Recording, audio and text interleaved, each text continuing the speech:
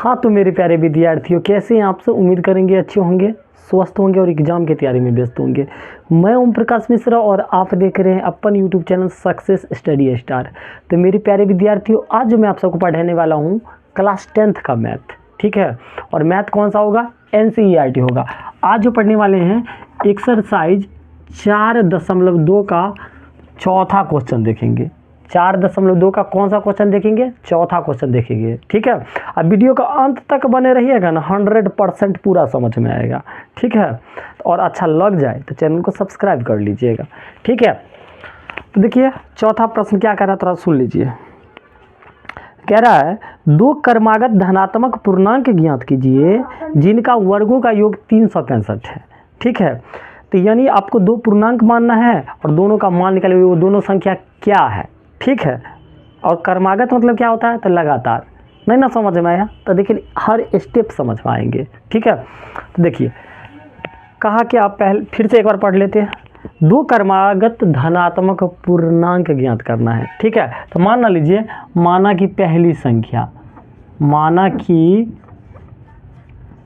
पहली संख्या, तो पहली संख्या वो लोग क्या मान लिए? तो x मान लिए। क्या मान लिए हैं? x मान लिए हैं। लेकिन क्या कहा? दो क्रमागत धनात्मक पूर्णांक। तो क्रमागत मतलब क्या? तो लगातार। तो दो पहला तो हो गया, अब दूसरा क्या होगा? दूसरा क्या होगा? x + 1 कर देंगे। तो दूसरी संख्या क्या हो गया?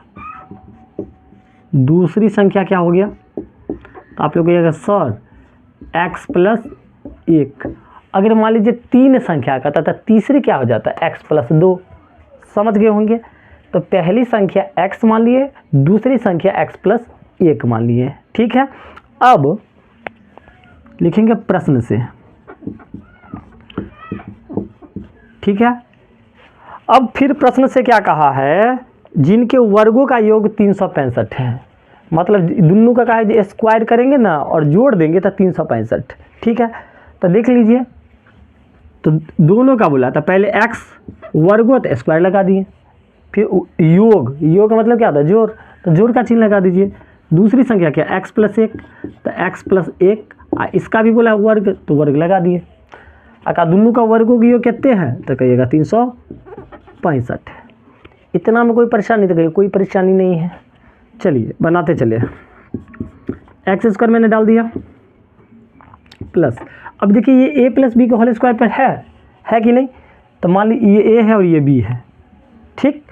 तो a² + 2a की जगह x है और b की जगह 1 है, प्लस b², फिर b की जगह 1 है, तो 1 का स्क्वायर 1 है, स्क्वायर लगा दिया, बराबर 365 एज इट इज, ठीक। चलिए इसको हल कर लेते हैं। x², फिर x², 2 को x से गुना करेंगे तो 2x हो जाएगा, और 2x को 1 से गुना करेंगे तो 2x ही रह जाएगा। ये 1 का स्क्वायर कितना हो जाएगा? 1, और ये 365, ठीक है बुआ लोग। अब देखिए एक x², एक x², कितना x² हो गया? तो 2 x², 2x प्लस का 1 पहले से है। अब बताइए 365 प्लस के इधर आके माइनस के हो गया, बराबर कुछ नहीं बचा, था क्या बचा? 0, ठीक। अब देखिए 2x², 2x, 1 रुपया 365 में से घटेगा तो 364, 364, इधर 0, ठीक है। इतना में कोई दिक्कत तो नहीं होगा। अब मान लीजिए कोई संख्या से कोई एक संख्या से तीनों कटना चाहिए, कट जाए उसके बाद बनाएंगे। देखिए 2 × 2, 2 × 2, और 2 से कट जाएगा 32, 150, 182 बार में, ठीक है बुआ लोग। अब बचा क्या? यहाँ x², यहाँ क्या बचा? x, और यहाँ क्या बचा? 182, ठीक है। अब यहाँ से आप गुणनखंड कर लीजिए, द्विघात सूत्र पर बैठा दीजिए, आपका आंसर आ जाएगा। तो मैं क्या करूँगा? गुणनखंड पर बैठाऊँगा। अब देखिए गुणनखंड करने का तरीका आप लोगों को पता है, पहला वाला और अंतिम वाला को गुना करते हैं। तो x² को अगर 182 से गुना करेंगे तो 182 x² हो जाएगा, और जोड़े घटाने पर बीच वाला और गुना करने पर बगल वाला आगे के चाहिए कि नहीं चाहिए? तो देख लीजिए, एगो x लाना गुना करने पर, जोड़े घटाने पर एगो एक्स और गुना करे पर 182 कैसे आएगा ध्यान दीजिए। 182 के यहाँ लघुत्तम लीजिए, 2 से 2 में 18, 2 कहीं 2, फिर 7 से लगेगा 13 7 91। अब नहीं लगेगा, नहीं ना लगेगा तो देखिए 2 7 14 और 14 में से 13 को घटाइएगा तो एगो बच जाएगा और यह 14 को 13 से गुना कीजिए तो 182। नहीं ना समझ में, फिर समझिए। देखिए 2 7 14, 14 में से 13 गया तो 1, यह 14 को 13 से गुना कीजिएगा तो 182 आ जाएगा। ठीक है, तो चलिए लिख लीजिए एक्स स्क्वायर प्लस के 14x माइनस के 13x और लास्ट में 182 है तो ना ही छाप दीजिए। ठीक, चलिए अब इधर बना लेते हैं तो आप लोगों को दिखाई नहीं देगा। बना ले, तनी साइड वाला मिटाई देते हैं। ठीक, तनी बोरे साइड हो जा। चलिए यहाँ देखिएगा, अब यहाँ पर में इस दोनों में क्या कॉमन आएगा, तो यहाँ 2 एक्स है, यहाँ 1 एक्स है, तो 1 एक्स कॉमन आ गया, बचा क्या 1 एक्स, फिर माइनस 14 तो बचेगा ही। फिर इसमें क्या कॉमन आएगा 13 और 182 में क्या कॉमन आएगा 13 कॉमन आ जाएगा।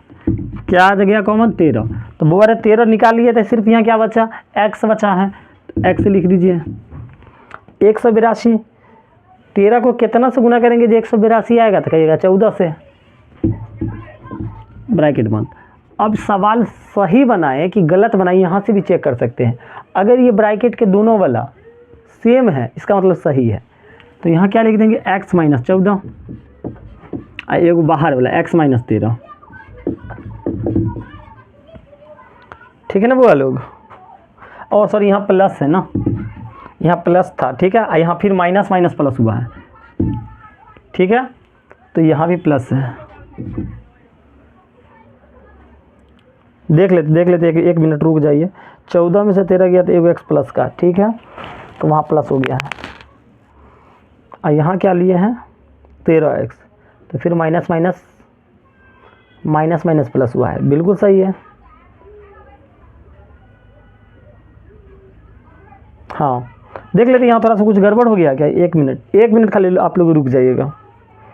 1 एक्स स्क्वायर प्लस के 1 एक्स, 2 से 2 कट गया, सो 14 एक्स में से 13 एक्स गया तो 1 एक्स माइनस के 182 भी ठीक है। चलिए वहाँ देखते हैं, एक्स प्लस के 14 ले लिए, ठीक है, 13 लिए हैं, एक्स माइनस के, ठीक है। चलिए यहाँ तक सवाल सही है। अब क्या करेंगे, यहाँ देखिए, यहाँ माइनस का 13 ना, तो यही एक छूट रहा था, तो एक्स माइनस के 13, ठीक है, यहाँ तक कोई दिक्कत नहीं है। अब क्या करेंगे, एक्स प्लस के 14 बराबर 0, यहाँ एक्स माइनस के 13 बराबर 0, ठीक है।